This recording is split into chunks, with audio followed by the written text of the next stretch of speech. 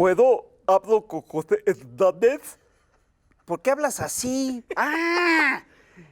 Estás acatarrado. Oye, es que entonces no puedes venir a cantar, estás gangoso, no puedes venir a cantar la canción. Ya tenemos una canción para el invitado. Sí, mira. A ver, te la va a cantar Rapé. Ahí te va, mira. México lindo y querido, tus muertos cuentas por 1000, tanto dolor has sufrido que no me deja dormir. Esto es para recibir a un experto en la Comisión de la Verdad que nos va a hablar ni más ni menos de lo que ha sido la guerra sucia en México y del... ¡Ya está tocando! Ya está tocando, ya, vámonos. Mira, ya llegó, nada más y nada menos Hola, que ¿qué Carlos tal? Pérez Ricard. ¿Cómo estás? Maestro, Muchas gracias. doctor, Muchas gracias. Doctor, ¿Cómo qué estás? de la gusto. Comisión de la Verdad. Ay, nomás. ¡Qué tal? gusto! Bienvenido a la Verdad. Muchas por favor. gracias. Muchas Siéntate. gracias. Un honor para mí No, el No, al honor es para contrario. nosotros. estar aquí con ustedes y platicar un rato. No, Muchas gracias. nosotros queremos platicar contigo porque hemos visto que tienes mucha información y creo que por eso te buscaron para ser, pues nada más y nada menos que titular de la Comisión de la Verdad. Sí. El nombre es más largo, pero a lo mejor lo resumimos así. A ver, se los digo, es la Comisión de la Verdad, el Esclarecimiento Histórico y el Impulso a la Justicia entre 1965 y 1990. Y es por ese título, por aprenderte el título que te dieron el doctorado. Sí, tardé mucho, pero ya lo sabemos el título completo. Un título tan amplio como sus ambiciones. Oye, Como ¿y sus cuáles son ambiciones. esas ambiciones? Entonces, ¿qué te has encontrado en los cajones de la historia? Bueno, la recién creada Comisión de la Verdad es, yo les diría, si no el último intento, por lo menos el intento más importante del Estado mexicano y de la sociedad mexicana, o al menos el esfuerzo más acabado, por entender qué pasó en esa época aciaga de este país, entre el año de 1965 y 1990. Es parte de un recorrido histórico enorme, que bueno, se remonta hasta los años 90, con la creación de la Comisión Nacional de Derechos Humanos, luego la creación de una Fiscalía Especializada en el año 2002, y digamos, es un intento más por intentar entender qué pasó en ese momento y en la medida de lo posible, se los digo así, llevar a la justicia a perpetradores, escuchar a las víctimas otra vez y en la medida de lo posible llevar también a la justicia y ofrecer justicia a las víctimas de este país. ¿Y cómo hacer para que este intento no sea un intento fallido como los anteriores? ¿Qué garantías podríamos tener? ¿Qué nos permitiría hacer las cosas diferente? Es una muy buena pregunta. Te diría que lo que tenemos y que no se tenía antes era el respaldo del Estado, el respaldo del presidente. La voluntad. Eso se tuvo, la voluntad. Voluntad política. Somos un país presidencialista, lamentablemente o afortunadamente, eso no lo sabemos, pero lo que diga o lo que piense el presidente importa mucho. Y lo cierto es que en el año 2001-2002, cuando se creó la Fiscalía Especializada, la FEMOSP, la famosa FEMOSP, para ver los delitos del pasado, el presidente Vicente Fox vende la comisión al PRI, se la vende al PAN, a cambio de tener una fiscalía muy light.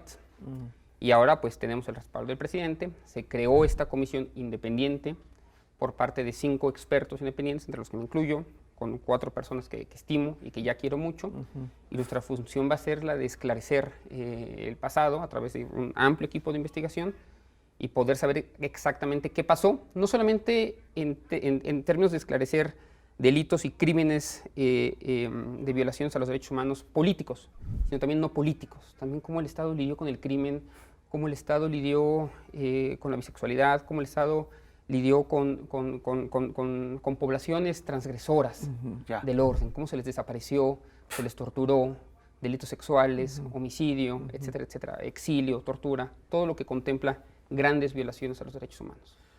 Hay 2 cosas que se señalan mucho con respecto a la búsqueda del pasado, que son la desaparición de documentos y precisamente por la corrupción que se ha rodeado todos estos archivos. ¿Cómo van a lidiar ustedes con este Bueno, una de las problemón? grandes tragedias de este país es que no tenemos, por ejemplo, archivos de la Policía Judicial. ¿Pueden ¿Cómo? creerlo? No existe un archivo de la Policía Judicial, del brazo armado, de la PGR, de la Fiscalía. No existe. Eso te habla básicamente de que existe la posibilidad de que no actuaron dentro de la ley.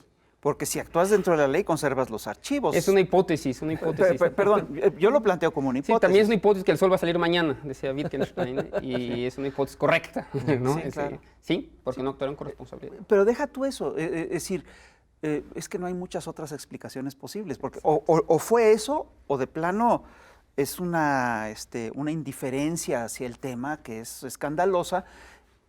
Bueno, pero yo me inclino a la primera. Pero te cuento una paradoja. Una paradoja es que Argentina, Brasil, Chile, sí, claro. Uruguay, lugares donde hubo gobiernos propiamente militares, regímenes realmente totalitarios, no que aquí no lo fuera, pero allá, pues en su máxima expresión, allá sí hay archivos policiales, hay archivos de los militares completamente abiertos. Nosotros vivíamos en la absurda paradoja de tener un régimen autoritario y ni siquiera ser capaces de tener, digamos, orden en la represión, ¿no? Entonces es una gran paradoja. No estoy tan seguro, yo creo que parte del orden fue precisamente que aquí se pudieron limpiar todos los archivos, ¿no? Porque yo recuerdo también que muchos de los juicios de Nuremberg se basaron en los propios archivos del ejército alemán, ¿no? Porque ellos grababan todas las filmaciones, filmaban todas las ejecuciones, ellos lo filmaban, tuvieron un registro, eran muy ordenados. Aquí es posible que haya una parte que sea el desorden, un desorden, una falta de rigor. Que permite eso. Que permite. Sí, la gran tragedia, o lo que narra Arendt en el libro sobre Adolf Eichmann, es precisamente cómo la burocracia es lo que luego permite saber el tipo de crímenes que ocurrieron en ese momento. Bueno, en México no. En México sí tenemos algunos archivos, algunos de la Dirección Federal de Seguridad, que se abrieron en 2001-2002. Tenemos algunos archivos de la Dirección de Investigaciones Políticas y Sociales, algunas cosas, pero no tenemos el archivo del Ejército, no tenemos archivo de la Policía Judicial, no tenemos archivos de las policías locales. Y uno de los grandes retos, que además es un reto monumental, pero que tenemos muchas ganas de hacerlo, la voluntad además del presidente de que se haga, es abrir incluso los archivos del Estado Mayor Presidencial. Wow. Y a partir de ahí saber realmente cómo interactúa otra vez el Estado con la sociedad. ¿Y hay manera de reponer esa información? ¿Hay fuentes alternas? ¿Tú has encontrado fuentes alternas? A ver, hay muchísimas fuentes. Evidentemente los archivos tienen muchísimos puntos ciegos. Uno puede tener todos los accesos a los archivos y no encontrar absolutamente nada. Aquí lo interesante es que mucha de la gente que fue víctima, pero también muchísimos de los perpetradores están vivos. Se puede hablar con ellos. Hay testimonios orales. Algunos siguen en funciones, otros ya están retirados. Hay archivos privados. Vamos a poder acceder a muchísimas fuentes de información, no solamente archivos estatales, sino también archivos de resistencia. La propia resistencia, digamos, al Estado ha hecho sus propios archivos. Y luego testimonios. Vamos a ir por todo el país durante los siguientes 2 años y medio recolectando testimonios de víctimas, también de perpetradores y de la sociedad en general, para poder entregarle al país, yo no sé si un punto final, un reporte final de esto fue lo que pasó. No, nosotros vamos a abrir oportunidades, vamos a abrir archivos, vamos a poner archivos a disposición de la población para que sean próximos investigadores, más jóvenes, próximas generaciones, los que nos digan exactamente qué pasó. Nosotros vamos a ser incapaces. Es tan grande, digamos, el reto de esclarecer absolutamente todo, pero sí podemos abrir vías para ello. O sea, básicamente tienes la llave maestra para todos estos cajones que los que estás hablando, para empezar, porque 2 años y medio es muy poquito tiempo, empezar a sacar todo. Estamos buscando la llave maestra. Estamos buscando la llave maestra. Ojalá la encontremos. Ajá. Creemos que la vamos a encontrar. Tenemos la verdad el respaldo irrestricto de Alejandro Encinas, que se ha portado muy bien con nosotros. Y somos 5 comisionados que creo que vamos a poner toda nuestra inteligencia, o falta de inteligencia, pero todo lo que somos, toda nuestra expertise, todo lo que hemos estudiado como académicos, como activistas. Abel Barrera, por ejemplo, un gran activista, un gran luchador social. David Fernández, otro grande. Sí. Eugenia Lier. Somos comisiones que estamos trabajando en esto, somos gente independiente. Y en 2 años y medio, cuando me inviten aquí otra vez al programa, sí. Aleida García es la otra comisionada, se me olvidaba. Espero tener resultados concretos de lo que hicimos, de lo que no hicimos y de lo que falta por hacer. Dicen los españoles que quien inicia un trabajo tiene la mitad hecho. Entonces ustedes lo que van a hacer es precisamente echar a andar este proceso e echarlo a andar sobre bases sólidas. Una pregunta, entre las fuentes que has encontrado, entiendo que también has encontrado muchos testimonios de agentes de la DEA, de gente fuera de México. Cuéntame de ese acervo. A ver, ahorita voy a esto, nada más una precisión. La comisión tiene 5 patitas. Una es el esclarecimiento histórico. también tiene una patita que, digamos, se trata un eje de impulso a la justicia, donde previsiblemente se va a crear una fiscalía especializada para llevar a la justicia, digamos, a los perpetradores. Esa es la idea. Tiene una patita que se encarga de restauraciones. ¿Cómo vamos a restaurar personalmente y luego colectivamente a las víctimas, ¿no? Claro. A las víctimas que fueron dañadas en este tiempo? Tenemos también un programa de búsqueda de personas en vida o muertos, pero un programa amplio, complejo, grande de búsqueda de personas. Y por último, una política de ley de memoria que permita que lo que hagamos en estos 2 años y medio luego se traduzca en una institución, en un órgano de gobierno o en algo que dé continuidad al trabajo de la comisión. Entonces, bueno, quería nada más dejar esto claro, que es un programa amplísimo, creo que no se le ha dado la cobertura tal vez que necesita, Sí, no. en medio, digamos, de la No, información diaria, pero yo creo que es algo que hay que reconocer pues del gobierno, digamos, y de la Exacto. sociedad civil que ha pugnado por esto hace muchos años. Sí, En fin. no, sin duda. Es que precisamente lo que nos tiene asombrados es la magnitud de la tarea. Sí, claro. En 2 años y medio es, como tú dices, es arrancar el motor para que se abra el camino, para que no nada más tú trabajes en esto, sino creo que se necesita un ejército. Es un ejército y nunca va a ser suficiente. La investigación social, y sobre todo la investigación social que tiene que ver con crímenes y con grandes violaciones a los derechos humanos, nunca es suficiente. Ya. Ahora, volviendo a la pregunta Sí. que me hacía Rafael, es muy interesante que la historiografía mexicana y un poco el discurso mexicano siempre se ha quedado pensando en la represión de fuerzas estatales en México, ¿no? Como de la represión del Estado de México. Cuando un poco lo que ha mostrado mi investigación y la de mucha gente más es que esto no ocurrió solo o aislado del mundo. O sea, la guerra sucia o la llamada guerra sucia, pues estuvo anclado en un contexto internacional bien interesante, y la presión de los Estados Unidos y la influencia de los Estados Unidos, la presencia de los Estados Unidos, estuvo realmente vinculada a lo que pasó aquí. Y en esa medida, parte de lo que vamos a hacer en la comisión, y lo que hago yo como investigador en mi casa donde trabajo, en el CIDE, es investigar, entre otras cosas, cuál es el papel de agentes de la DEA, cuál ha sido el papel histórico de agentes antinarcóticos de la DEA y anterior a la DEA en este proceso de violaciones a los derechos humanos.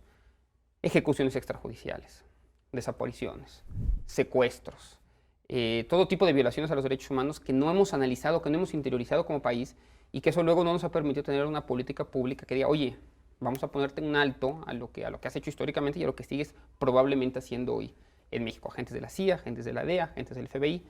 Y entonces hay una intersección entre lo que yo estudio, en lo que yo trabajo, y un poco el trabajo de la comisión, que va a intentar entender cuál es el papel de los Estados Unidos en todo esto y de sus agentes. Y no nada más es la DEA, el tráfico de armas y las drogas. O sea, son esos 3 temas, creo que básicamente, y me di cuenta con otras pláticas que has dado, es que eres un verdadero experto. Gracias. Pero ahora sí nos vamos a un corte comercial Claro. y regresamos y seguimos platicando contigo. No se vayan, por favor. Muchas gracias.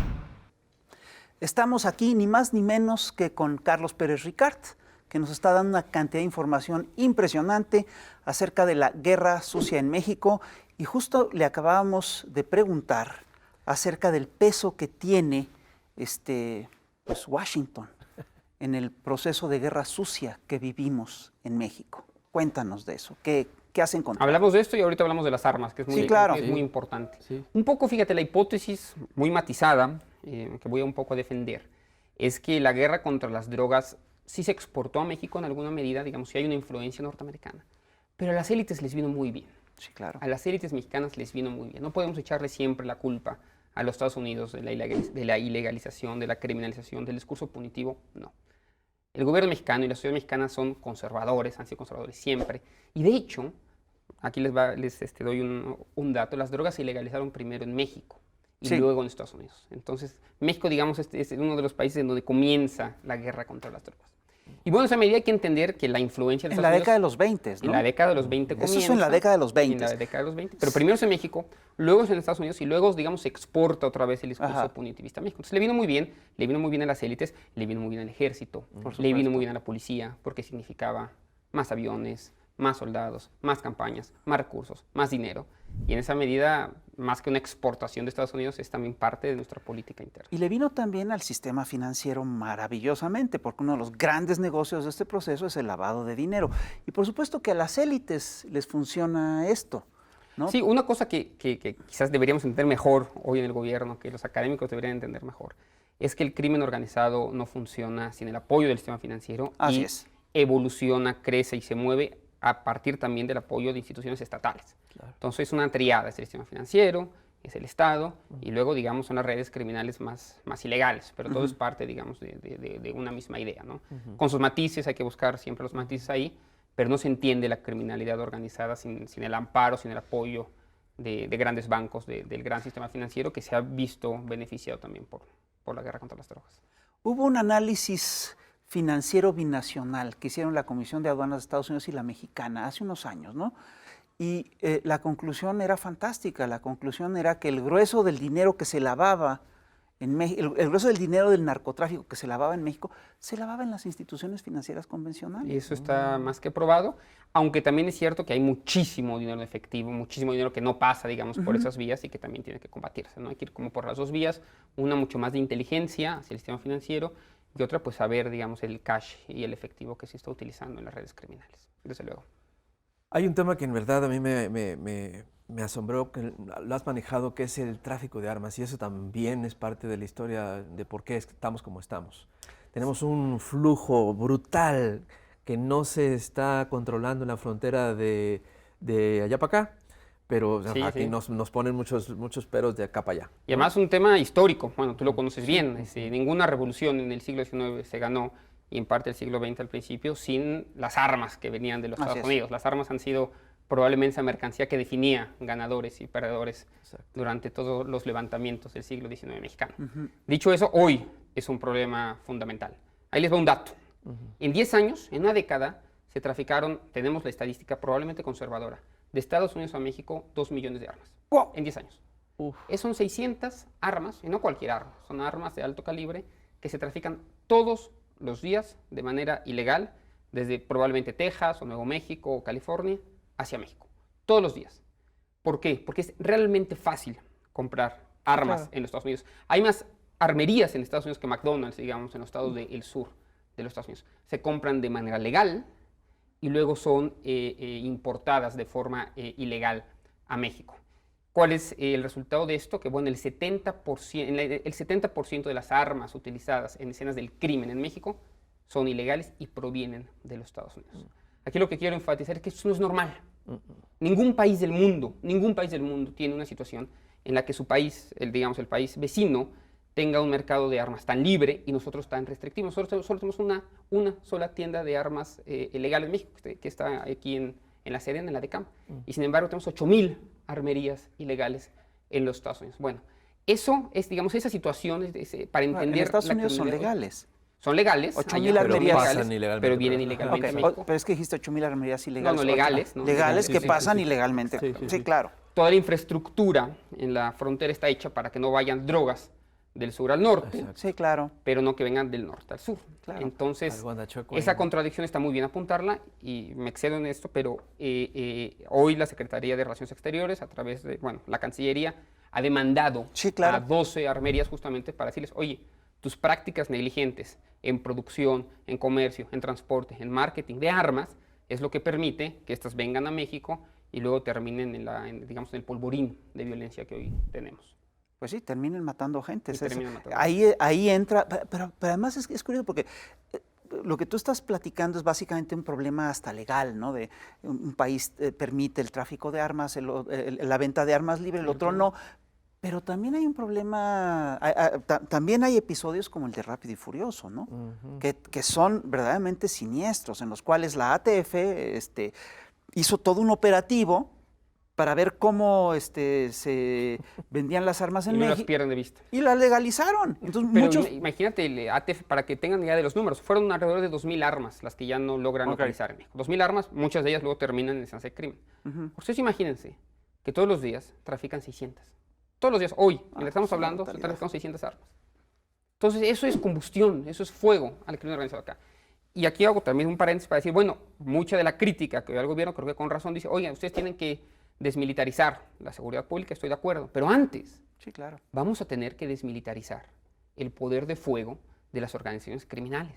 No podemos pedir que vayamos con un policía local, no podemos con una policía local a atacar a la criminalidad organizada que sí existe y que está armada y está fuertemente armada a partir de estas vías ilegales. Entonces la política de desmilitarizar la seguridad pública tiene que ir primero y antes acompañada de una política de desmilitarizar el poder de fuego de estas organizaciones. Y eso se está haciendo a través, me parece, del trabajo que está haciendo la Cancillería de México hoy.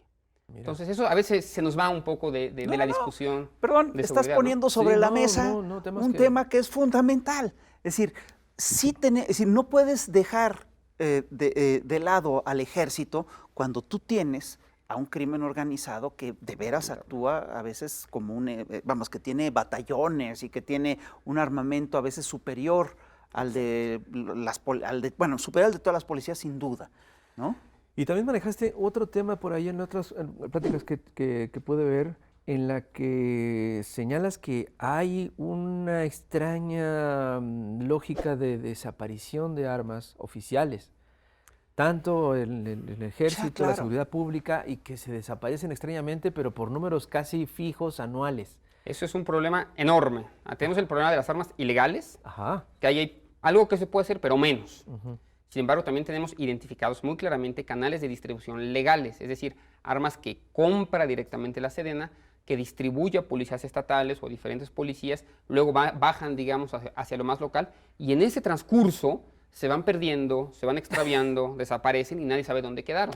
Y tenemos identificados muchísimos casos. Estamos diciendo, sí hay que pelear por el tema de las armas ilegales, claro, pero también tenemos que ser capaces de, como país, tener una política de Estado para que en las propias instituciones no se pierdan o no se extravíen las armas. Yo recuerdo que cuando se dio la insurrección zapatista, la gente se preguntaba, muchos periodistas se preguntaban, ¿y de dónde salen las armas? Y una de las cosas que dice el ejército zapatista es que se las compramos al ejército, a agentes del ejército, agentes de la policía. De acuerdo. Ahí estaba. De acuerdo. Decir, con la salvedad de que en el caso del movimiento zapatista, muchos venían también de las guerrillas. Sí, claro. En Centroamérica, ¿no? Hay un stock enorme de armas. Que eso es otro tema que me impresionó de tus charlas. Lo que dura un arma, lo que dura una munición útil. Sí. O sea, que pudo haber sido fabricada en los años 50, sigue funcionando. Sí, claro. De hecho, un arma normalmente tiene una vida de más de un usuario. Es decir, no, un usuario no se muere con su arma, sino que va generación en generación y sigue funcionando y sigue matando. Estamos hablando de cosas que matan. Pero date cuenta, es decir, es terrible. 2 millones de armas,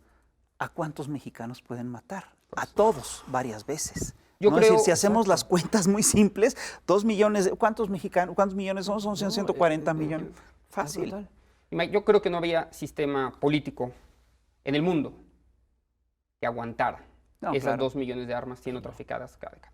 Se hicieron muchas cosas mal en ese país, hay que aceptarlo. Y se siguen haciendo muchas cosas mal. Sí, sin duda. Pero el factor externo, y ahí no hemos hablado del tema de las drogas, es decir, no solamente es el tema de las armas viniendo acá, sino también de un mercado que no se termina de llenar en Estados Unidos de drogas que vienen de Sudamérica, pero también de México hacia la frontera. Entonces estamos realmente envueltos en un tema de geopolítica que quizás hay que entender mejor cuando recriminemos las políticas públicas en seguridad que hay. Bill Clinton en algún momento declaró, no tengo el dato preciso, pero dijo algo así como que el 50% de todas las drogas del planeta eran consumidas por Estados Unidos. Sí, probablemente. Es el mayor mercado del mundo. Imagínense, estamos ante el mayor mercado de drogas del mundo y estamos ante el mayor exportador y productor de armas del mundo. Y que es el mismo.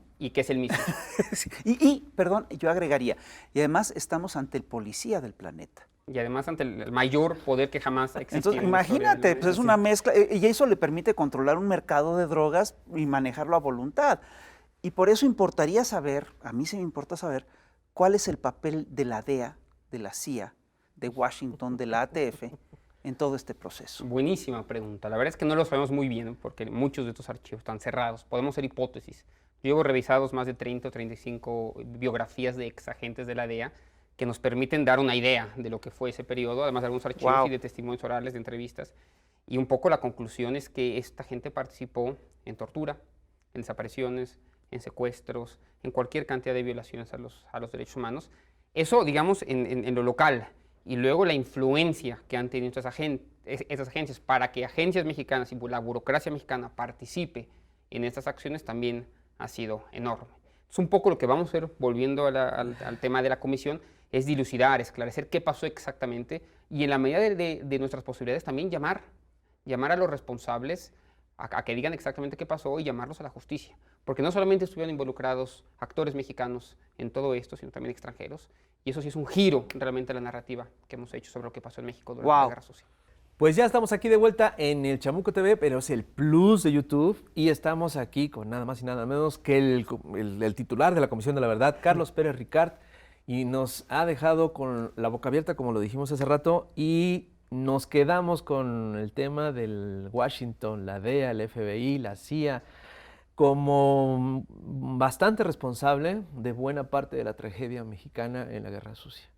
Vamos a desarrollarlo, por favor. Sí, vamos a desarrollarlo, porque en el programa tuvimos poco tiempo. Sí. A ver, hay drogas en México desde el siglo XIX, amapola en México desde 1890 más o menos, la traen los chinos acá, cocaína cruzando el país también pues desde hace mucho tiempo, más desde los años 80, sembradíos de marihuana y sembradíos de amapola también históricamente, ¿no?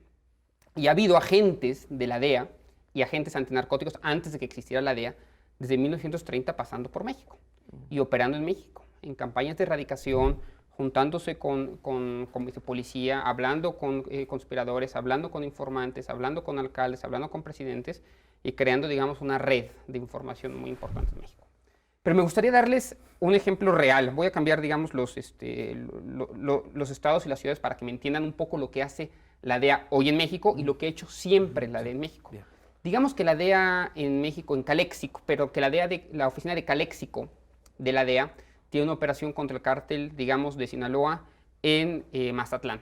Contra el cártel de Sinaloa en Mazatlán y manda a sus agentes desde esa oficina de Caléxico a tener operaciones en Mazatlán. ¿Sí? Para atrapar, digamos, a los culpables de esta red, crea también una red de informantes, digamos, del cártel de Jalisco, por así decirlo, ¿no? Y entonces empieza a hablar con ellos para que les digan a qué hora llegan los del cártel de Sinaloa, que están traficando, Y al hablar con ellos, entonces generan ciertas dinámicas ahí que luego van generando más y más violencia en Mazatlán en particular porque quieren parar, digamos, un cargamento de droga del cártel de Sinaloa. Al mismo tiempo que se está operando, digamos, en esta red, hay otra, digamos, de una oficina de la DEA en Nueva York que está trabajando en Chilpancingo, pero con grupos inversos, peleando contra el cártel Jalisco y hablando con informantes del cártel de Sinaloa. Y entonces generando también ahí pues un polvorín de violencia, generando que se muevan las dinámicas criminales. Entonces, está actuando, está colaborando, digamos, con diferentes grupos, con dos grupos diferentes, cada una de las oficinas de la DEA, una en Mazatlán, una en Chilpancingo, y en ambos lados generando dinámicas violentas. No sé si me doy a entender bien, pero en el momento en que comienzan a trabajar de manera indistinta y no coordinada, pues van generando aliados que sí son en Sinaloa, pero que son enemigos después en Guerrero y viceversa. Entonces la DEA tiene así en este momento unas 30 o 35 operaciones distintas, con distintos grupos, con distintas redes criminales, cada quien haciendo lo suyo y dejando en México un polvorín. En el intento de que no llegue la droga a los Estados Unidos, están generando en México pues un polvorín de droga. Y aquí la paradoja, para mí lo que es la gran paradoja, es que ni siquiera están logrando que se reduzca la oferta de drogas en Estados Unidos, pero sí están generando dinámicas muy violentas en México porque eso no les importa. Yo siempre insisto que las métricas de la DEA son el fracaso de México, porque lo que está bien para la DEA, es decir, atrapar gente, que haya traficantes muertos en México, todo este tipo de cosas, pues una desgracia nacional, porque esos traficantes o presuntos traficantes muertos dejan familias, dejan amigos, dejan cualquier cantidad de heridas detrás, ¿no? Además pues, de que el tejido social se rompe en cada comunidad en la que están actuando. Incluso si aceptamos que tuvieran las mejores intenciones, que eso es otra pregunta, pero si su intención fuera solamente que no llegase la droga allá, provoca que en México haya muchas consecuencias negativas. Sí, pero además aquí hay dos temas que son muy serios. Es decir, Cuando Calderón declaró la guerra contra las drogas, hizo una campaña muy fuerte diciendo es para que la droga no llegue a tus hijos. Y ocurrieron dos cosas. En primer lugar, la droga llegó más a los hijos de México. Y la otra cosa que también hay que recalcar es que México en ese sexenio se convirtió en el primer productor de metanfetaminas, en el primer productor de marihuana, en el primer productor de amapola, en el primer país traficante. Es decir, perdón, ahí hay una contradicción. Esa no es la si quieres acabar con las drogas, eso que tú acabas de describir es lo que no tienes que hacer. Yo creo que hay que asumir que el objetivo de vivir en un mundo sin drogas, en un país sin drogas, es imposible. Exacto. Y no se puede hacer política pública a partir del imposible, ¿no? Tal vez sería ideal para mucha gente, para mí no, pero para mucha gente sería bien vivir en un mundo sin drogas. Bueno, eso no es posible, eso no va a ser posible. Tenemos que trabajar sobre lo probable, sobre lo real y avanzar. México, Estados Unidos, Canadá, América Latina en su conjunto, más bien esa política regulatoria que nos permite que ciertas drogas sí lleguen, digamos, al mercado y otras como la metanfetamina, como el fentanilo, drogas que hacen mucho más daño, sí estén completamente restringidas. Pero para eso, digamos, la óptica de la prohibición, la óptica de la criminalización simplemente no funciona, no resuelve el problema y sin embargo está generando otros problemas. La violencia que genera la guerra contra las drogas no se genera a partir del consumo de las drogas. No. Es muy poca la violencia que se genera del consumo. De hecho, en Estados Unidos, donde hay un gran consumo, hay ciudades donde no tienes ningún problema. Exacto. La paradoja, estoy diciendo muchas paradojas, pero aquí el tema es que hay mercados de droga que funcionan sin violencia. En el este de China, ¿sí? con los países, perdón, en China y en el este de Asia, se trafica el doble de droga de lo que se trafica en la frontera entre México y Estados Unidos. Y no genera violencia. ¿Por qué? Porque hay una administración del mercado. Se acepta que el flujo existe. Y está bien, que no se puede detener y hay que administrar que eso no genere violencia. En Recife, hay muchas ciudades en Brasil, en Argentina, en Paraguay, en Uruguay, donde hay grandes mercados de droga, pero no tienes la generación de la violencia. Tenemos que avanzar como política pública, como política criminal del Estado, una política criminal del Estado, en saber que esto va a existir, pero ser capaces de disminuir la cantidad de violencia que se genera por eso. Y se puede hacer. Tú hiciste notar en otra plática que diste que cuando mataron a Escobar fue cuando más se trasladó droga a Estados Unidos. Claro. O sea, imagínate. Porque lo que tiene la política de la Kingpin Strategy, ¿no? de ir por el capo, es que tú atrapas al capo, matas al capo e inmediatamente lo que van a emerger así como de la nada es una serie de jovencitos de 18, 20, 25 años que van a ser mucho más violentos normalmente porque no van a tener, digamos, la capacidad de negocio que tenía gente como Escobar o que tenía gente como el Chapo, que van a intentar apropiarse, digamos, de la estructura, que van a enviar más droga a los Estados Unidos y que van a generar más violencia en su comunidad. Entonces, esa es una paradoja. El año que sigue a que maten a Escobar, casi se duplica la cantidad de cocaína que llega a los Estados Unidos. Cuando atrapan aquí al Chapo, los siguientes meses también son meses en que se trafica demasiada droga, ¿no? Sí, porque quedan libres los agentes menores, ¿no? Ahora, hay un tema que a mí siempre me ha llamado poderosísimamente la atención. Estados Unidos vigila mucho el tráfico de drogas que viene de la frontera mexicana. Y sin embargo, tiene una frontera mucho más grande con Canadá. Y esa no la vigila. Y perdón, la duda que tendríamos, ¿y por ahí no pasa droga? Pasa toda la droga que te puedas imaginar, simplemente no está generando violencia. Pero entonces es básicamente un tema, es una decisión política. Es una decisión política y la gran pregunta que tenemos que hacernos, y no quiero simplificar un tema que es muy complejo, ¿no? Estamos en televisión, siempre hay que digamos, quedarnos un poco superficial, pero bueno, ese es el paradigma. La gran pregunta es, ¿quién se beneficia de ese discurso? ¿Qué actores, qué instituciones se benefician de esto? Hay que encontrar a la gente que se beneficia. Normalmente son las élites políticas y normalmente son las élites económicas, las élites religiosas también. Hay un conglomerado, hay un grupo de élites, hay grupos que se benefician de que esto siga así.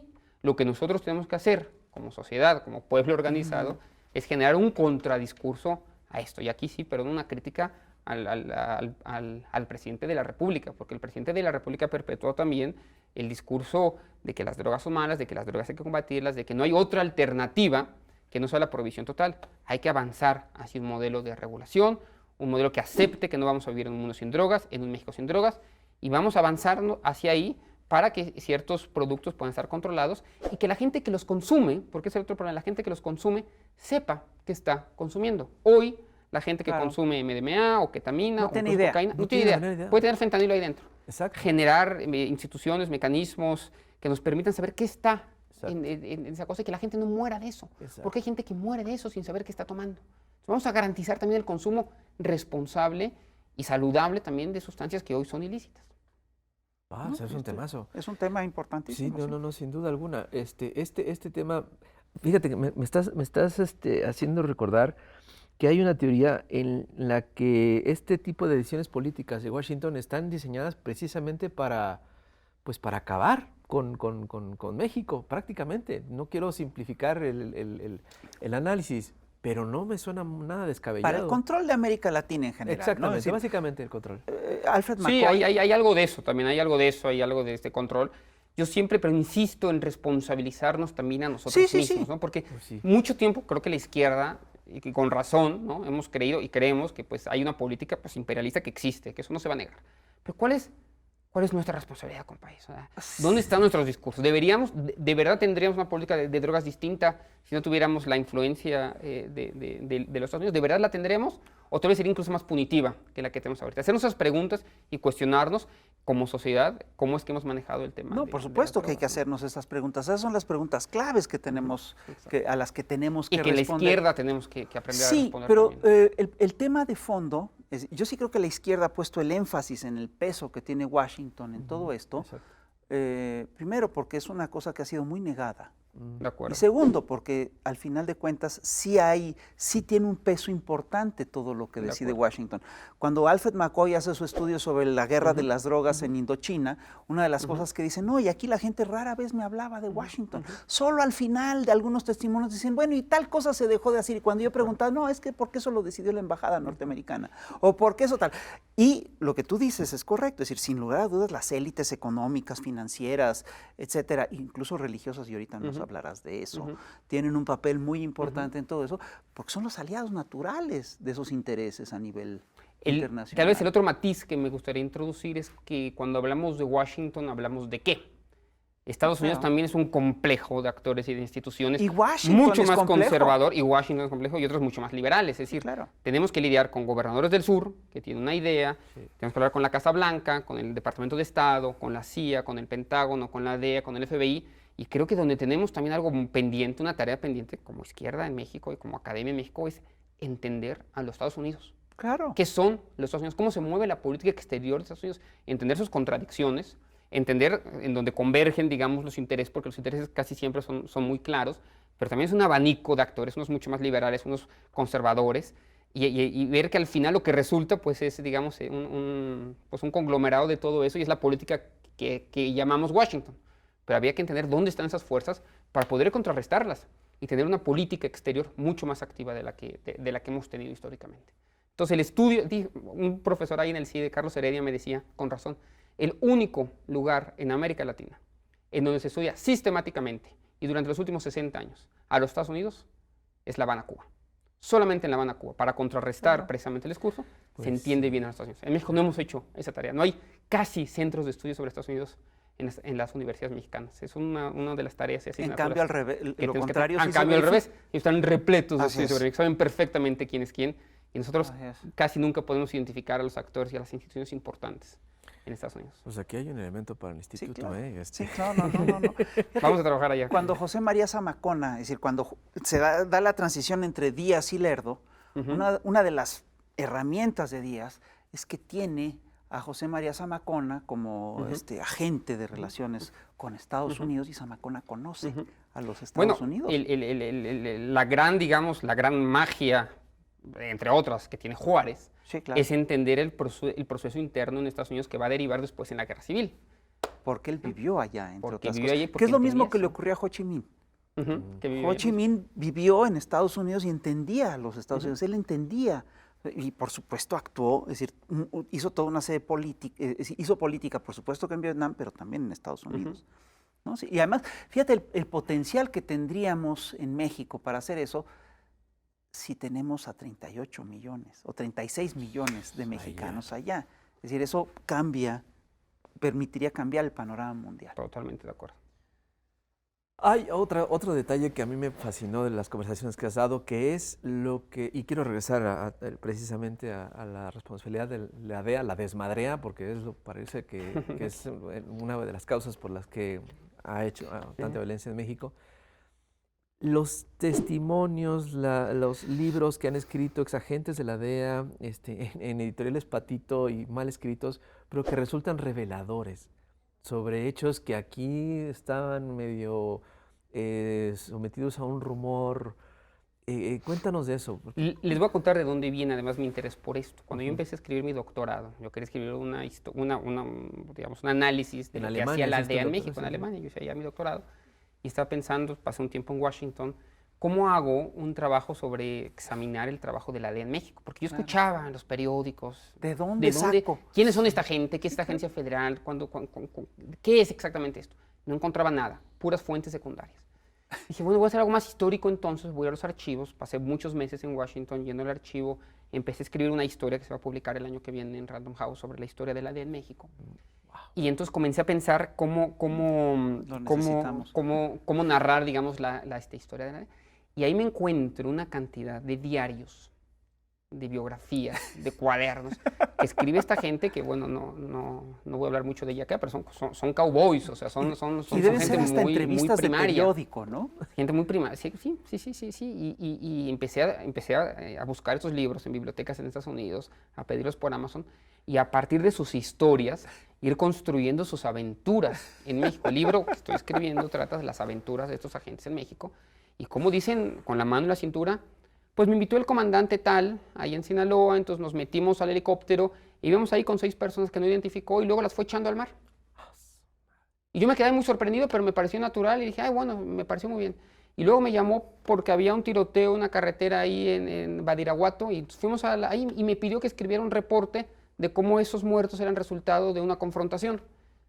Y ahí escribí mi reporte de que fueron resultado de una confrontación. Y no, así, como este tipo de anécdotas, y luego tú vas tejiendo con los nombres que además sí conoces, entonces vas, digamos, a las fuentes oficiales y vas haciendo las relaciones entre, y lo que te das cuenta es que casi siempre dicen la verdad.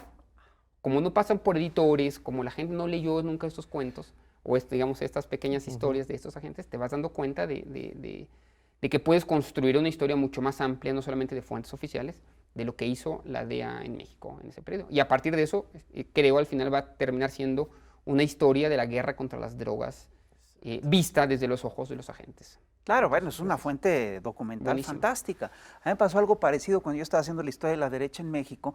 De repente empezaron a salir una cantidad de testimonios de cristeros que tienen información fantástica, ¿no? Y como no son fuentes académicas, eran normalmente despreciadas o desacreditadas, y sin embargo, ahí hay una cantidad de información importantísima que te permite, son como piezas son las piezas faltantes de los rompecabezas, ¿no? Es decir, te permite completar estos rompecabezas completos, ¿no? Esa es la idea. Esa es la idea de todo trabajo de investigación, no solamente a las fuentes primarias, sino a las secundarias, a periódicos locales, a testimonios, a biografías, etc. Padrísimo. Oye, 2 cosas te quiero preguntar, son 2 preguntas distintas, pero tú has tocado los 2 temas y los quiero que nos platiques de eso. Primero, ¿no sería interesante hacer una suerte de revisión ideológica de estos personajes? ¿De dónde vienen? ¿Cuál es su historia? ¿Qué tanto se educaron viendo westerns? Es decir, todo porque forman parte de esta mitología de la conquista del oeste. Lo que tú me cuentas es eso. Y la otra cosa, tú hablaste de cómo de repente las élites religiosas se benefician del tráfico de drogas. Y sabemos que de repente el nuncio del Vaticano en México se entrevistó con capos importantísimos, y de repente sabemos que hay vínculos claros entre algún cardenal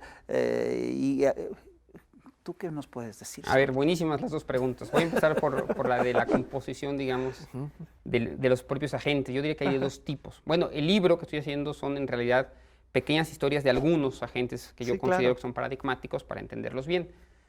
Muchos son profundamente racistas. Por supuesto. Profundamente racistas, anglosajones, profundamente racistas, con un odio brutal hacia México. O sea, ya una ideología muy, muy clara desde muy jóvenes y un odio a todo lo que tenga que ver con México. El único mexicano muerto, el único mexicano bueno es el mexicano muerto. Es prácticamente él. Y la otra parte es también una contradicción, se yuxtapone a esto, y son agentes mexicanoamericanos, que empieza a contratar la DEA, que hablan muy bien español, que se ven como mexicanos, entre comillas, y que luego pueden mandar a México para que sean esta gente que les platicaba antes, que está en conversaciones con los diferentes cárteles y las diferentes organizaciones. Kiki Camarena, por ejemplo. Kiki Camarena, por ejemplo, es hijo de mexicanos. Él nace en Mexicali y se va a los 10 años a vivir a Caléxico. Pero lo contratan precisamente pues, porque hablaba español perfecto, podía fingir idiomas, y luego es asesinado en México. Pero él nace en México y muere en México. Y así muchísimos de los agentes hoy de la DEA son agentes mexicanoamericanos que podrían pasar por mexicanos.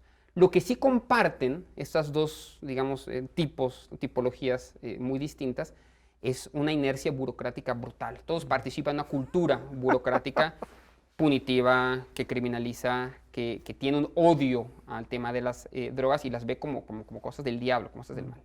Y eso me vincula con tu otra pregunta, con lo de los líderes religiosos.